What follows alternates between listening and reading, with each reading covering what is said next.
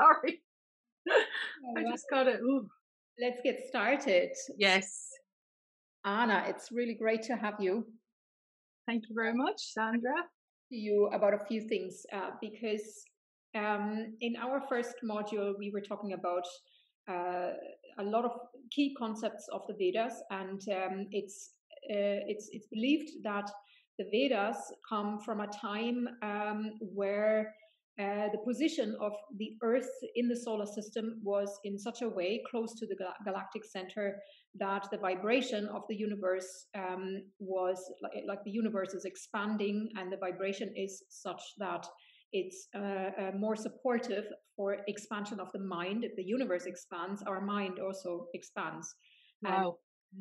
And now we are in an expansion again, but only just coming out of the contraction. So our mind is only just beginning to expand again. And so we're lucky to have, texts like the Vedas that we can refer to what actually is life like, and what is the meaning of all of this, that people understood who lived in ancient times of such an age of expansion. We call it Satya Yuga. But the scriptures happen to be written in India, and the Indian culture was really supportive of this, and kept it alive really, and a lot of it is accessible to us now, and thanks to the Indian culture also, it's accessible not only in India but all over the world now, which is great. But it doesn't mean that India was the only place where expansion of the mind caused us to have a better understanding, a more holistic understanding of the world. So that's why I want to talk to you about, because I know that you know a lot about the Irish ancient traditions, and you've studied and trained in Irish shamanism. And I want to explore that a little bit. Where are the similarities? And but can you first of all just tell us, what is Irish shamanism? Where does it come from? Well, it's actually really interesting because Irish shamanism originates obviously from, shamanism from the dawn of time. And so what we look at then is the Irish Celtic aspect of that. But it's fascinating to me when I talk to you, because we've spoken about this lots, that there's a lot of speculation around where the Celts came from originally, and a lot of people think, tracing back the DNA and all that there's that they came from Asia, that Asia Euro connection, when the lands were connected and the people were nomadic, and they so they traveled across. And we don't really know, but there definitely are pointers and markers in the DNA, and and there's so many similarities. And we've spoken before, and I've definitely spoke, from my own studies and my own research, that there are similarities across all of the indigenous ancient practices. But there does seem to be a very strong connection between the Irish Celtic nature earth-based practices and the Asian ones. So Irish shamanism, first of all, obviously the word shamanism is kind of slightly controversial in itself, in that the word shaman comes from that specific tribe in Siberia, and it's a word in the Tunks, I think that's how you pronounce it, language, and it was which was discovered a couple of centuries ago, and it was brought back to kind of European practices. But we use it now because it's a mostly well-known term for the kind of umbrella of techniques and practices that we use. And also it was really interesting how you started the conversation by saying that you have this information from so long ago about what the people were like when their minds were expanded, and that, that was passed down to you. But unfortunately, we don't. In the Celtic Irish, modern Irish culture, we don't, because the tradition of the druids and the shamans and the ancient pagans, the Stone Age people, was very much an oral tradition. Nothing was written down. Some stuff was written down, but mostly it was an oral tradition, because it was a tradition of bards and feely, and everything to do with that was oral. And unfortunately, that's a broken line for us, because with the coming of the Romans to Europe, even though the Romans didn't invade Ireland, they definitely invaded Europe, though they didn't invade Ireland as such. We still got the influence, obviously, with Roman Catholic Church and everything from mainland Europe and through the UK or Britain.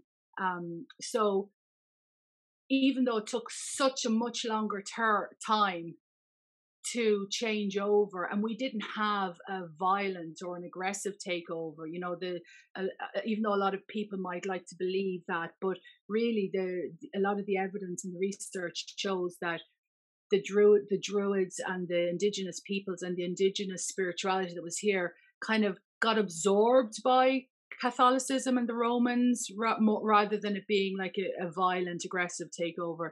So right up to the 15th, 16th century, probably, Ireland was still, and even to this day, there are huge elements of paganism, whatever that means. It's such a large, and that's a discussion for another day. But the shamanism, there's a very rich culture in Ireland and history in Ireland of these nature-based, spirit-based, ancestor-based spiritualities and practices. And that's really what we're talking about when we talk about shamanism. Probably in those ancient times, the shamanic practitioner, the shamanic healer, personally, I'd be very uncomfortable if someone actually called me a shaman, because I'm not a shaman. And, as I mentioned before, it's a bit of a problematic, controversial term. But sorry. What would be the correct term? Yeah. So probably it might have been something along the lines of Banfaza or Farfaza. So Banfaza being woman of knowledge or wise woman. I prefer the term woman of knowledge, because I'm a bit uncomfortable calling myself a wise woman, a wise woman as well. And Farfaza being man of knowledge or wise man. But really, it would have been the tribal healer. And they would have done it. So they would have been healers for the people, for the land, for the livestock, for the dwellings, and everything really in between. There's also possibly a term around the word driachta, which is the old or the Irish term for magic. So it could be something along the lines of drí, which is a derivative of that word driachta. So that would have kind of incorporated magic worker. But it also means more than magic worker. It's more of a kind of a spiritual magic worker. So possible, but as I said, it's a very broken line. We don't have the exact information. We can make guesses. A lot of the stuff was recorded by some of the Christian scribes, but obviously that was very biased against the devils and the druids and the pagan practices. The indigenous practices were very demonized by the Christian scribes.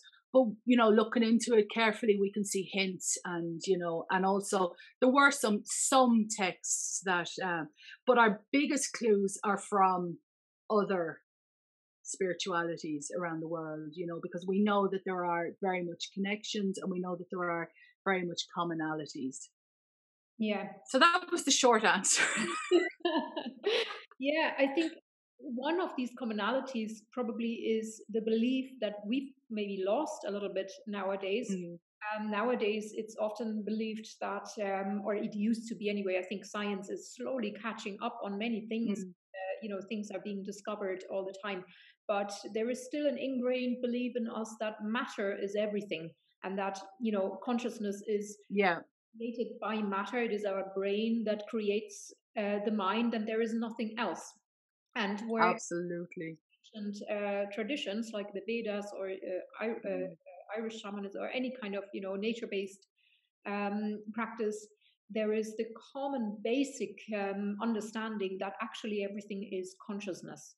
Everything it carries a cosmic Mhm. intelligence in it, and everything is basically consciousness. So that would, I presume, be one of the commonalities between the traditions. Absolutely. And, we use that term animism. And it's that, it's that idea that, as you said rightly, not just human beings carry soul, carry spirit, carry consciousness, but that all living things do. Animals, trees, bodies of water, cities, stones. That all beings carry consciousness, and for me, that really comes down to that we are all connected, and we're connected to all of these beings. I kind of feel it's. I see it in my mind. I'm a very visual person, and I see it in my mind almost like this big web, this big kind of net, and that we're all part of that, and we're all connected to each other almost like a big spider's web, or um and if you think about modern day technology, and the internet being called the World Wide Web, Yeah. and it being used to connect all people, then it's I think it helps people then to kind of visualize that idea that we have as people who've studied into the more spiritual older types things of being connected to all things, Yeah. in that kind of manner. And it's very much druidism and shamanism and animism went very much hand in hand. Um, Not to say that all druids are shamans, and all shamans are druids, but they were all hand in hand. And animism was a massive part of that, definitely, that belief that. And I think that when you start to believe that all beings have consciousness and soul and spirit and awareness, it really changes your outlook of life, and it changes how you relate to other people or other beings, and even animals, and the world around you, and nature, and everything else. I think it gives you this kind of empathy and compassion towards all things, rather than just humans. Yeah, and I think it dissolves the boundaries a little bit as well. Where does Mm, being even stop? Because often when we think of another being, we think of other humans or maybe yeah, animal, but that's about it. But yeah, all plant life and even the invisible worlds, where does it stop? There's still absolutely. molecules and atoms in the air. There's all sorts of consciousness and intelligence that we are not aware of, that we don't see. Yeah. Even things like microbes or any other beings that we don't even know exist. And Exactly. And I mean, it crosses over to the spiritual world, and ancestor worship, and all the rest, yeah, all in between. Yeah, I totally agree. yeah, yeah. And there's another thing that comes into my mind. There is in the Vedas, there is the concept of the seven lokas, the seven world, or actually it's 14 worlds, seven above and seven below. So there is Okay. the upper world and the lower world, that we have in different planes of existence or planes of awareness that exists in us psychologically as well as Mhm. outside. And I think probably there's another similarity there. Oh, absolutely. I mean, one of the big things that we do as I suppose one of the things that distinguishes shamanism as opposed to other maybe types of healing or traditions is that it's very based on this concept of journeying, which is this concept. It's kind of like meditation, but not really. It always suited me because whenever I tried to meditate, I found it very hard to like clear my mind. And I think most people do, but when we journey, we're very focused, and it's all about visualization.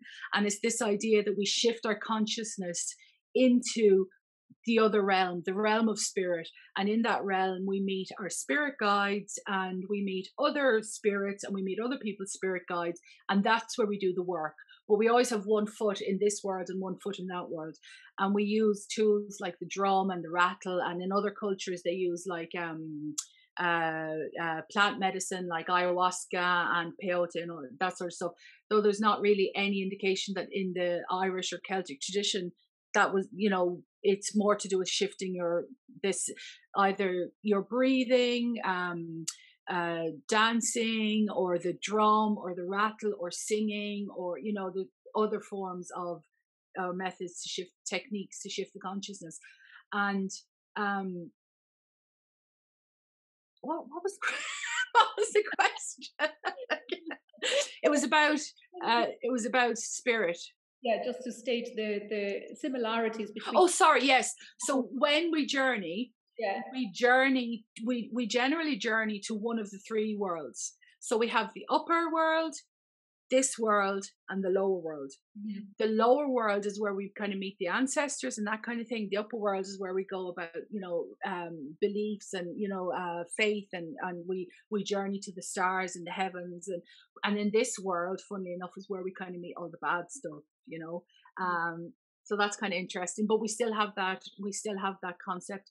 And obviously that concept of threes, most people would probably be aware in Celtic and in Irish culture, it's very heavily, you see it all the time, that the triple spiral and the concept of threes. Well, the upper world, this world, and the lower world are the places we journey to. And the land, sea, and the sky are kind of like the Celtic elements as well, or the Irish elements, rather than the four although we use the four directions as well, but I think that's more of a pagan thing than an actual kind of like Irish shamanism druidic thing. Okay, yeah. The directions are important in the Vedic traditions as well. And for us, there is another interesting thing about the upper worlds, the seven worlds. We are in the lowest of the seven worlds, Bhuloka, and from here, the goal really of the Vedic practices or yoga practices is to bring the awareness up into the upper realms of awareness, realms of consciousness. And as it's believed, and I'm sure it's the same in your tradition, that everything mirrors everywhere. It's whatever happens, on one plane, there's a mirroring effect somewhere else. So if these planes exist in my own mind as my own psychology, then they exist outside. And also if they exist there, then they exist in my physical body too. So there's a correlation then in my energetic body as the seven chakras. So we have the seven energy centers that pretty much represent these seven planes of awareness, of existence. And so we were talking about so far the lower chakras, but I know that you have a similar thing. It may not be seven, but I think you have a similar thing as these energy centers in the body as well. Can you tell a little bit about those? Yeah, absolutely. I whenever I'm teaching about this, I always give that correlation of the chakra system, because it's something that people tend to know about rather than and it's just really a way of giving people something, a reference that they and it helps to learn. So I think when I spoke about how we have these hints from other commonalities from around the world, other kind of indigenous old traditions, I think one thing that's very, very particular to the Irish system, and particularly to the Druidic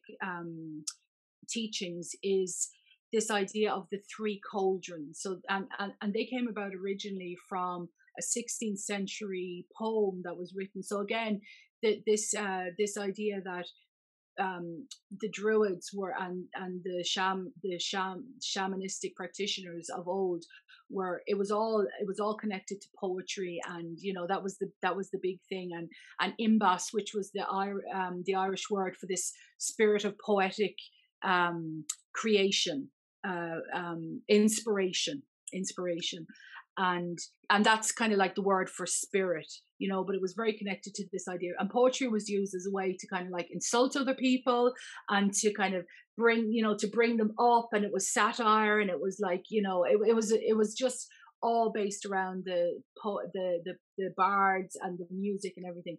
So it was this 16th century poet who wrote this, the Cauldrons of Poesy, but it came from a much older idea of the three cauldrons. And the thing that's a little bit different is that my understanding of the chakras is that they're wheels of energy, whereas the cauldrons are they hold energy, and you can boil it, or you can simmer it, or you can, let it get cold, or you can let it get hot. So it's literally like that cauldron.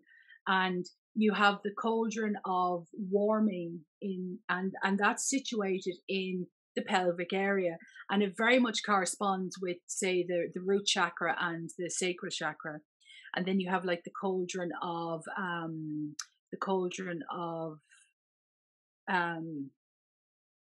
vocation or movement, which is in around the heart area, but again corresponds kind of like to the also to the solar plexus and a little bit the throat.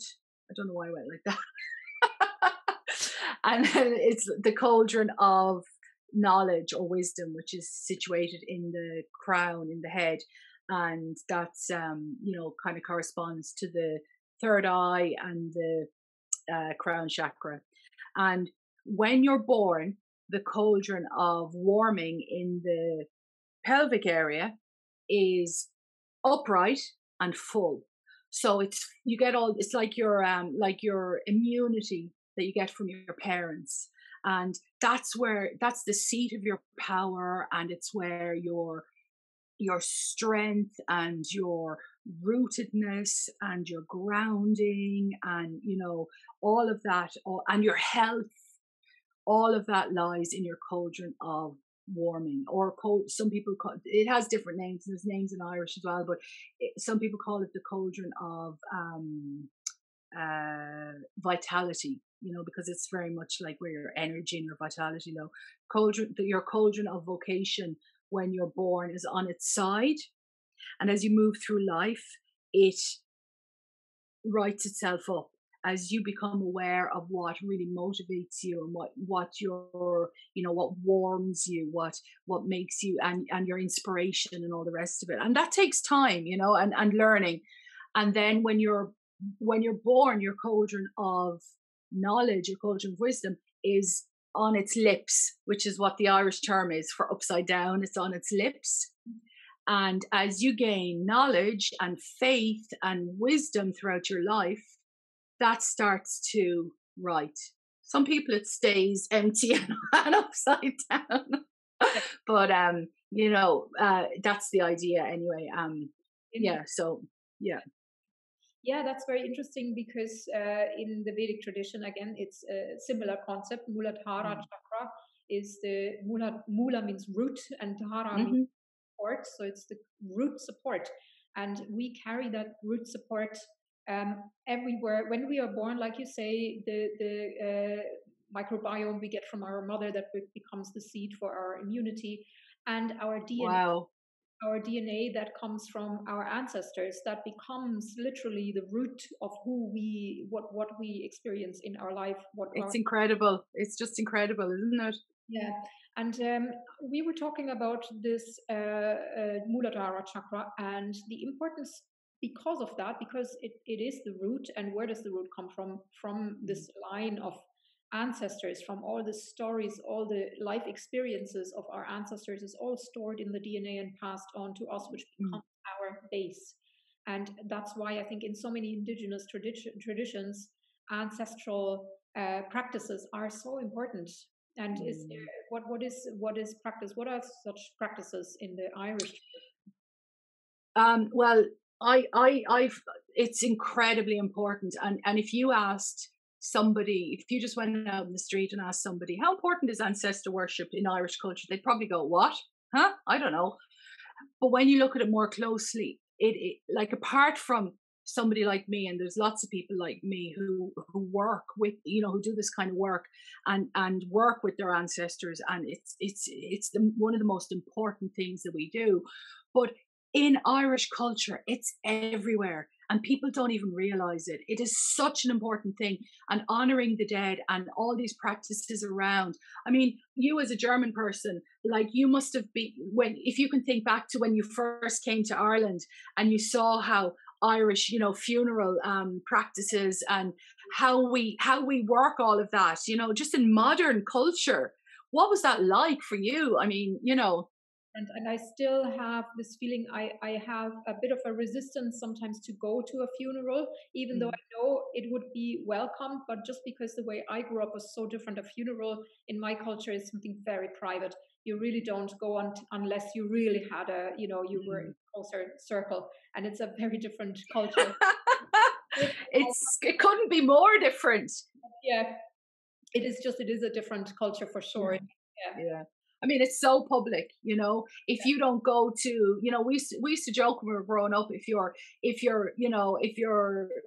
postman's dog's neighbor's uncle died, you were expected to go to that funeral, and that's so, obviously with COVID things have really changed now, but even just to do like Irish wakes, and then there was this culture of keening, which we've kind of lost, as wailing, where we actually had like these professional women who were hired as professional keeners to go and cry. And it was this idea that they would start the process. And by them being there and crying and making like very loudly and very, pulling their hair and ripping their clothes, that it would hold the space and Yeah. give other people the opportunity Yeah. to access that grief in themselves. And I just think it doesn't happen anymore, but I'm like, bring that back. As a trained counselor and psychologist as well, which is kind of where I was that before I started my shamanic journey, my shamanic practitioner training journey. um I'm like, bring that back. We need that so much. We need to be able to access that. So many people have so many wounds and problems to do with unexpressed grief, and that idea of like not being able to express it. Yeah. And do you think, and maybe I'm asking you that more as a counselor now, I'm not sure, think that that has to do with our reluctance to face death, to face the issue of death, to Absolutely. I mean, just look at what's important in our society nowadays, being forever young, beauty products, when we get older, especially as women, not so much as men, but especially as women, we're vilified, as women, the ideal beauty standard is look as young as you can for as long as you can. And it's all about not, and even that obsession that people have with vampires, and the undead. It's such an obsession yeah. in our society right now, not dying. Mm. Everything is about not dying and not facing death. This is an interesting one as well, because in the Vedic tradition, this would be kind of compared to, because it's all cycles. It's like Mm. we have a life, and then we have to shed and rejuvenate in some way, and it's like a day is a lifetime, and then we go into deep sleep, we rejuvenate, and we get up in the morning and have a new mini life. And if we I wouldn't love that. think of trying to extend that one day and never going to sleep, I mean, and experiencing that same day for eternity, we wouldn't. Oh, But actually, it's the same thing with our lifetimes as well. And I do think that that comes from the belief that um, matter is everything. And because that yeah, means that when matter falls away, everything is gone. There is no other life, absolutely. all we have. So we want to avoid death at all costs. And but if that belief shifts, if we start to realize actually everything is consciousness, and so Mm. when the body falls away, it doesn't mean that consciousness also falls away completely, and then it might lift us a little bit and take away Oh, a little bit of the fear we have maybe of death. yeah. And even that fear that's ingrained into us at such a young age about the dark and ghosts and everything. Like death is really given such a bad name and a bad rap, and what happens to people when they die, and all these horror films about people coming back from the dead and zombies and everything. It's all around stay alive, whatever you do, stay alive for as long as you can, and be as young looking as you can for as long as you can. Absolutely, yeah. God, yeah, that's so But interesting. I suppose just to get back to the ancestor thing, so that's kind of like in the modern day, we still have a really rich um, ancestor worship, although it would never be called that nowadays. But we, even when people die, and it's like the bodies are laid out in the houses, and all the people come around and pay their respects, and and somebody stays with the body for those three for those for the with the person for those 3 days while it's laid out at home, and then it's brought to the church, and there's that big ceremony around that, which I'm sure is in all cultures, and then it's brought to the burial site, and then there's all more people, and then there's the month's mind. A month after that, people gather back together to mind the people, and then you have like every once a year, I think it's around the 5th of November, I'm not sure, they have the that's within the Catholic tradition again. Everyone will go to the graves and tidy the graves up and all that. So there's a lot around that, and even around Halloween, which we know is originated in Ireland. Which was Samhain, the festival of the second harvest, and that was all about ancestor worship, and all the traditions around that people still do to this day. The dumb feast, where they would lay an extra plate at the table to invite in their dead, their ancestors, to come and eat with them, and you didn't speak while that during that whole meal, and then all the traditions. Well, it's around oracle as well. So finding I'm sure you've seen the barn bracks with the penny in it or the ring in it. So that's all about like whoever finds the ring is going to get married first. If you find the money, you're going to have. Or they used to put a bit of wood in, and that was like that was the stick that was going to beat you for the next year. Or there was lots of different traditions around putting all this stuff in a cake. And it doesn't sound nowadays, it all has to be wrapped up and everything, because it sounds very unhygienic, but the grannies used to just stick it all in there. So there's a lot of that, but then as a practicing shamanic therapist, our ancestors are everything. We have our ancestors of land, of blood, of spirit, and they're like our spirit guides, and they're who we call on, they're who we worship as well. So it's a huge part of who we are, and our identity. And I think as well, for Irish people, because we have such a history of turmoil and invasion and conquest and colonial takeover, that thing of our roots and our DNA and our ancestors is so important. And you see that all over the world, all the Irish people, the diaspora, all over the world. We always say like they're more Irish than the real Irish, because they have that strong identity, even though they've completely lost connection with what Ireland is now, because it was like maybe their ancestors and that romantic idea of Ireland, but it's still that really strong connection and that really strong rootedness, and that's it's so important that's where I came from. Yeah, that's really interesting. And can I ask you also maybe as a little bit of a shift between the shamanic practices and your counseling practices? Because if I imagine somebody has a little bit of a weak bond with their mother, for example, they have neglected or have some bad experience, the practice of ancestor worship, then wouldn't that strengthen their own roots? Oh yeah. And the feeling of actually there is more to me that holds me than my mother alone. My mother is only one link, an important link for sure, maybe, but there is more that holds me, that feeds me. I came across this a while ago, actually, a couple of years ago, and it kind of blew my mind. And when I got this, I was shown this image in a journey that I did. I think I've spoken to you about it before.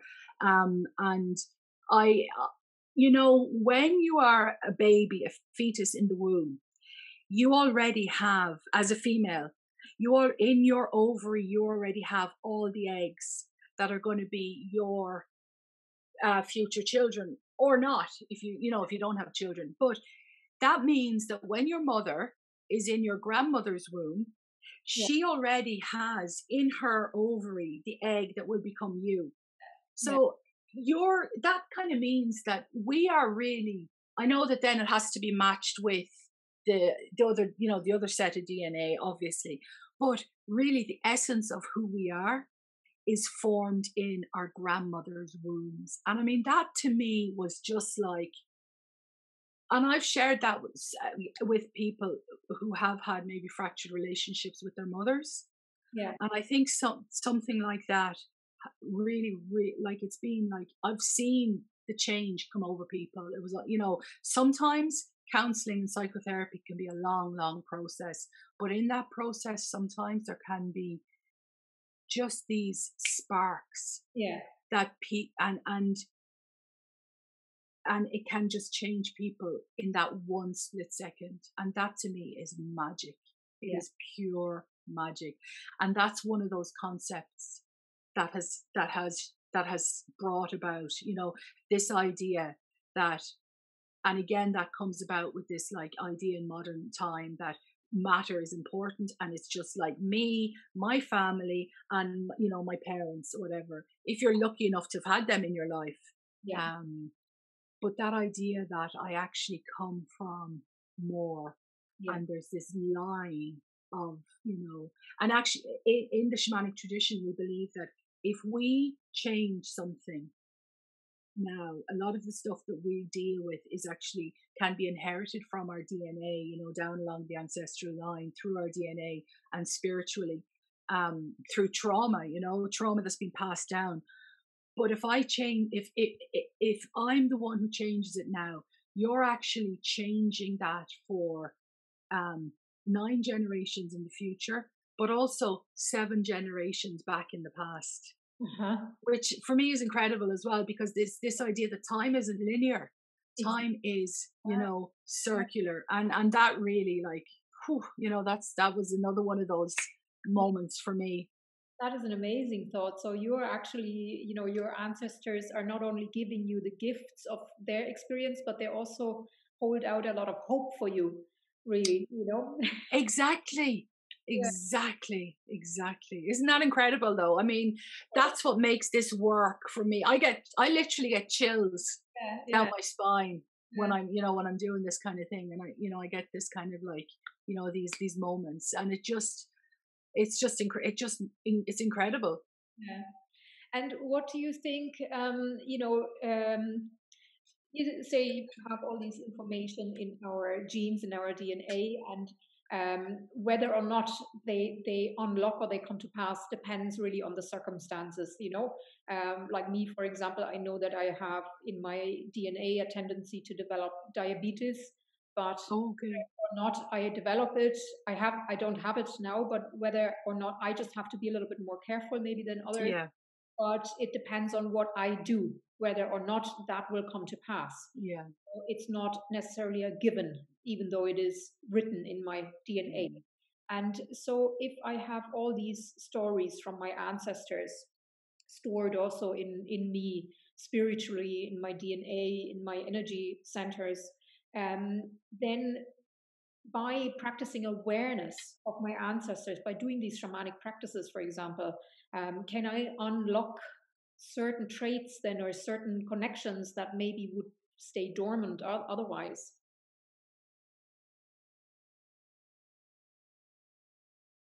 If you know what. I'm not 100% certain. I get what you're saying about the stuff being passed down, and it's up to you then to kind of like, Certain message. I'm not necessarily talking about disease or anything. That was just yeah, okay. but just all these messages that are, because there must be an infinite number of messages in me, because the line of my ancestors is a long line. And all of the experiences they had, you know, heartbreak and suffering and torture and joy and all sorts of unimaginable experiences that only read about, you know, in Yeah. outrageous books. But all of those experiences are in me. The Yeah. outcome experience, the learned outcome of these experiences are in me.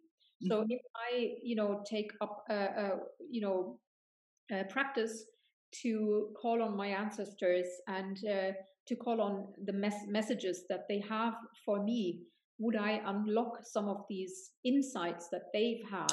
Ah, okay, I get you. So I think definitely yes, and I can only speak from my own experience. I can give you a little story from my own experience. So when I started um, on this path of shamanic training, Mhm. um, I started by going to visit the shamanic practitioner. So I had a session with her, and you know, and it was such a profound experience for me, and I just felt like this is, you know, this. I felt like I'd come home. Um, I'm also an ordained pagan priest, and that kind of went hand in hand with it, and that felt the same way when I started on that route. But when I started the training, it didn't happen immediately. But when I started the training, and definitely as I kind of progressed along that journey, I had so many um, moments where it felt almost like deja vu, Right. and it felt almost like I've done this before. You know, I felt like, and particularly towards the end, because I actually I trained for 6.5 years on the as a shamanic practitioner, an apprentice, or whatever you want to call it. And usually when you're doing that work, you meet your teacher every month, and then you do a certain amount of learning and experiential work during that session. And then the rest of the month you've got like homework, and you've got like you know, all these journeys to do, and then you go back. But after about 3 years after I started, I moved. I'm from Wexford originally, in the southeast of Ireland, and I moved to the Midlands, which is about a 3-hour journey away. But I still continued. But obviously, I wasn't able anymore to go monthly. I tried to keep it up, but it was just too much. So in the end, I was maybe doing like 5 or 6, sometimes 4 a year. So I was doing a lot of work in the meantime. But in that meantime, my guides were still teaching me. And Yeah. also, I kept getting these messages of, they were like, come on, hurry up. What's wrong with you? You've done this before. You know, we're telling you what to do. It was almost like they were my teachers, my aunt, you know, it was my ancestors stepping in. And it was almost like they were like trying to push me. And I've told you about experiences I've had before where, you know, I've been pushed in situations that I wasn't trained for. Yeah. But I kind of knew, and now I shouldn't have done it, but it was almost like I was being pushed into these experiences, and I kind of almost instinctually knew what to do, even though my teacher was quite upset with me afterwards because I shouldn't have been doing that, you know. And part of that might be ego as well, and that was, you know, something that I had to look at as well. But it was also my guides pushing me on and going, obviously they've no concept of time, because time and spirit is completely different. Mm. And it was just that feeling of, I've done this before. You know, I've been here before, and I kind of know already how to do this, even though I didn't have the knowledge in here in the front of my brain. It was here, and it was here, you know, it's hard to explain. Does that make any sense? Is that kind of what you were talking about? Or is that? much sense because there are so many traditions. I had experiences like that as well, actually, Mm. where ancestors literally come across as very impatient. I remember speaking to an old friend of mine, Omalara. She's also a Mm. she's from Nigeria, so she has a Yeah. different one. But she said that's why in her culture, in the African shamanic tradition, they have so many practices to appease the ancestors. Because they to give them their favorite things, because in that other realm they forget that we are slow, we are contracted matter, we just don't understand things as quickly as And time is slow, and yeah. so, but all of these things, the fact that, you've experienced it, I've experienced it, there's so many traditions that take that into account, that is a fact, that just says this all is real, this really is, there's so much Absolutely. existence that actually do exist. And maybe the shamanic practices, or maybe And it's sorry. no, it's okay, go on. Okay, it's funny because part of that was when I actually came to the end of my training. There was one particular module that I hadn't covered in training, but that I had been doing for a good while anyway, for maybe a couple of years, and that was what we call like spiritual extractions. Removing negative entities and removing, in some cultures it might be called like psychopomp work, and that kind of thing. And I had already my guides and my ancestors and my own kind of like my remembrance, let's say, had been really pushing me, and I'd been working with it, but I hadn't done it formally, you know but when I actually got there at the end of, it was my last bit of work before I could graduate, let's say. And when I got there, and my teacher was going through the different types of entities, and I was just like, it was exactly the names that she was calling them, the way she was describing them, the techniques for removing them, for working with them, was exactly as I had been working with them, Yeah.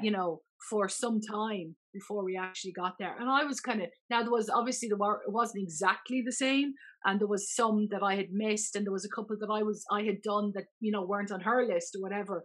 But I was mind blown, and that happens all the time. That was happening all the time, all the way through my life. It was like, my monkey brain would go, this isn't real, it's all in your imagination, it's not real. And then every time I picked my drum up, nearly, it was like something really profound would happen, and my guides would be like, look, don't listen to your monkey brain, this is real, and we're going to show you that it's real. And I'd be like, oh my god, it's so. And then my monkey brain would start again, and and I think that's normal. It's just part of our human failings or human condition. Absolutely, and it's kind of a narrowed, a restriction really that we have, that we are so reliant on our five senses, that everything has to be experienced through the five senses. But in the Vedic tradition, the cycles of the ages I was talking about earlier, there is a theory as well that we learn in different ways. In each age, we have a different way of learning. In the lowest age, the Kali Yuga, the most contracted age, we have to, we just simply have to, we have only these five senses. Somebody in authority is able to find something out, and then this authority, which used to be priests usually, or somebody, will tell you something, and you just have to simply believe it then, because they are the only authority know certain things.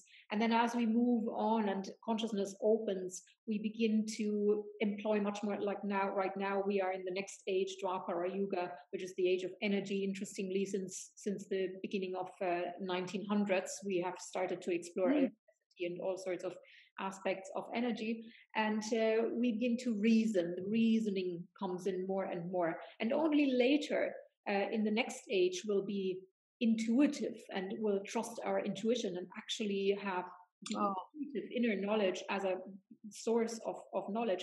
And then later, still, it will become direct experience, inner experience. And I think that is the root Wow. you mentioned earlier, the poetry. And the Vedas also, the older Vedas are not written, academic texts. They are written in poetry and in music and set to Oh, music wow.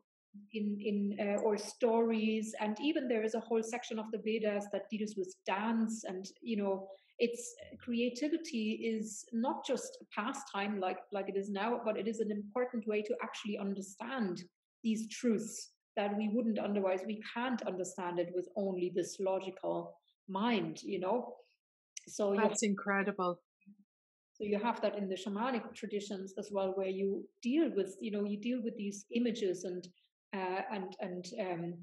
dreams and dream-like images and symbols as well, that are much more than just symbols, but they are so important for us to understand these. And tell me this, well, just on that point first, yeah, I totally agree. And when I was being taught this, I was told like that,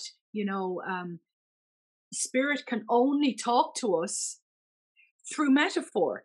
So, a big part of our job is to interpret what we're seeing and to interpret that metaphor that we're being shown.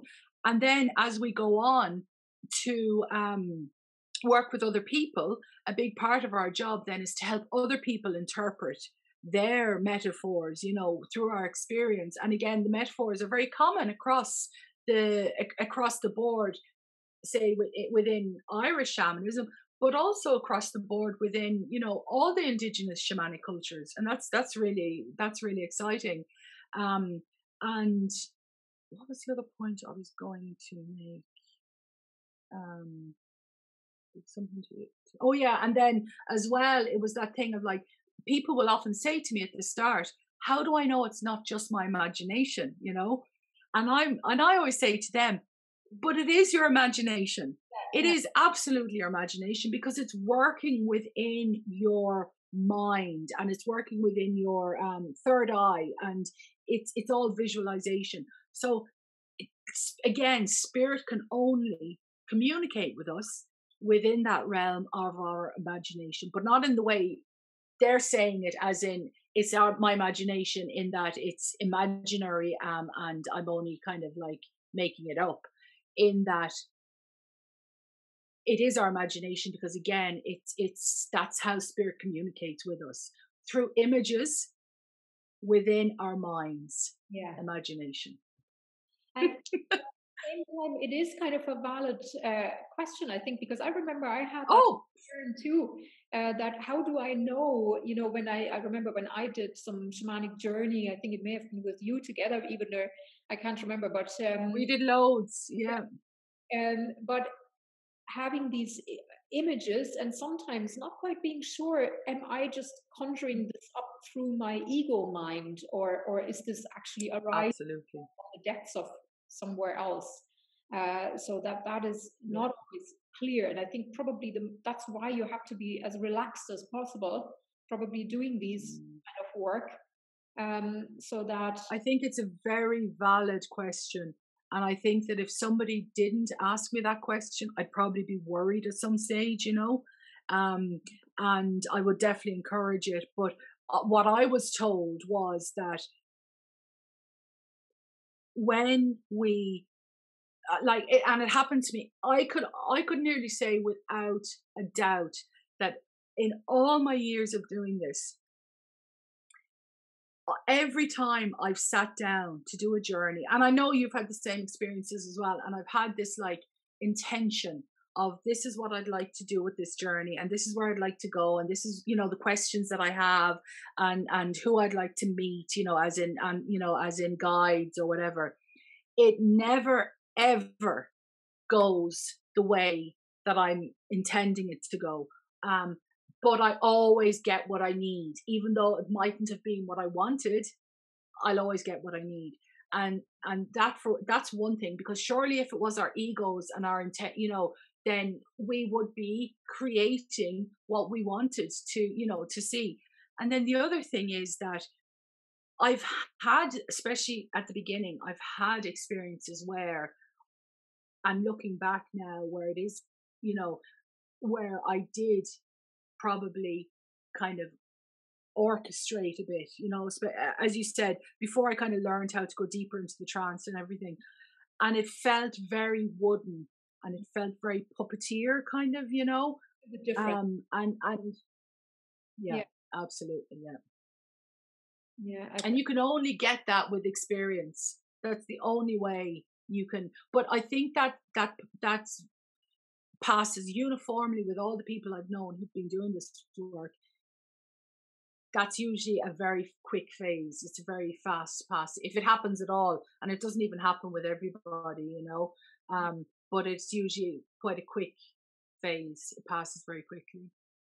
And tell me, for anybody who's getting maybe curious now and would like to try, is there any danger to doing a journey by, if you wanted to start? The answer, the quick answer is yes, absolutely. But the more in depth answer is that only when you're much more experienced and able to deal with it. So when you start doing this work and when you're like just experimenting with it, okay, so the thing that you have to know, and I'm sure it's the same with all traditions, is that your guides are always with you, and they always have been. Always have been. And I like to even think of it as it's almost like a group where you're part of it as well. And maybe in another lifetime, you were the guide and somebody else was inhabiting the earthly body, Yeah. and this is just your turn to be in the earthly body, and the other members of that circle are the guides now, so your guides are with you, whether you've seen them, whether you've ever interacted with them, or whether you know who they are. They're always with you. They always have been, and they always will be. Now, having said that, sometimes they can go away, and sometimes we have to work to bring them back, and sometimes they can be hormonal, and they can get a huff on, and all sorts of stuff. But generally they're always there. So, and when we start this work, we are super protected. It's like so protected that sometimes, and I've had this experience about 2 or 3 years when I was actually, when I'd already moved, I really felt blocked. I felt like I had kind of progressed as far as I could, and no matter what I did, I wasn't able to get any further. And I went for an actually healing session with my teacher, and it wasn't a training session, it was a healing session. And I explained to her what was going on, and it had been going on for quite some time, and I just felt stuck. And she did a journey for me, and when it came, and we both had I journeyed as well at the same time, and we both had similar experiences, although hers was a lot, because she was the one that was doing the work. I was just kind of relaxing and just for fun. But I had this journey filled with, it wasn't fun at all, filled with images of torture and abuse and hurt, and and she had the same. And what had happened was that she had been shown that women who do this kind of work traditionally, it's very dangerous for them because of all of the persecution of the witches, which were basically the tribal healers and everything, and that persecution of women and throughout the ages. And they had put a block because it was very dangerous to become a spiritual healer. And she had to explain to my guides that actually in this time and in this place, i.e. Ireland, it was actually a very safe place, and that we come really far for women to be empowered spiritual healers, or even empowered people. And she had to explain all that to them, and they agreed to remove that block. And it was just out of fear that they had blocked my development. And my healing went through my spiritual abilities and my journeys and everything went through the roof after that. That's amazing. So yeah, we are so protected that sometimes it actually hinders our progress forward. Just getting back to your original question. Yeah, that's really interesting. And I could talk to you all night now. I know, and I'm a talker, so I'm sure, it's like I always say, people, there's that saying, to cut a long story short. I don't know how to do that. I cut short stories long. You know me well enough by now, so. So, but just before we finish, I think you said that you have some tracks on your website people can listen to. Yeah. Absolutely, yeah. So I have a healing practice in the Midlands in Westmeath in County Westmeath in Ireland. But obviously, I'm working online at the moment, so I've really like focused on how to get my stuff out there to people and helping people from a distance. So what I've done is I've recorded and produced and on my website 4 different drumming tracks that people can use. If you've no experience with journeying, you can just like meditate, or even, people just love lying down. It's very much sound healing because it mimics the rhythm of the heart. So the drum is actually a very, very healing instrument and a very healing sound. So whatever frequency, I'm not sure about all that frequency stuff, but I think it vibrates on the frequency of the heart as well, so there's a 10-minute and a 20-minute track, 2 10-minute and 2 20-minute tracks on my website, and one with a callback and one of each with a callback and one without a callback. And the callback is literally just where the drum speeds up really, really quickly, and that's a signal. Some people fall asleep or they get very deep into their trances and their meditations, and it's just a signal that the track is coming to an end and it's time to finish up whatever you're doing, say goodbye and thank you to your guides, and come back out of the journey. But there's also 2 10-minute and 20 without the callback, if that's what people prefer. And it's on my website, www.irishshamanism.com. And I'm also thank you. I'm also intending to put up some guided meditations and some guided journeys with the drum on the website. And I also have a podcast as well, which I've just started, but I'll be going into a lot more depth about Irish shamanism and Irish spirituality and even paganism, and interviewing people and also doing some guided meditations. And that's called the Irish Shamanism Show.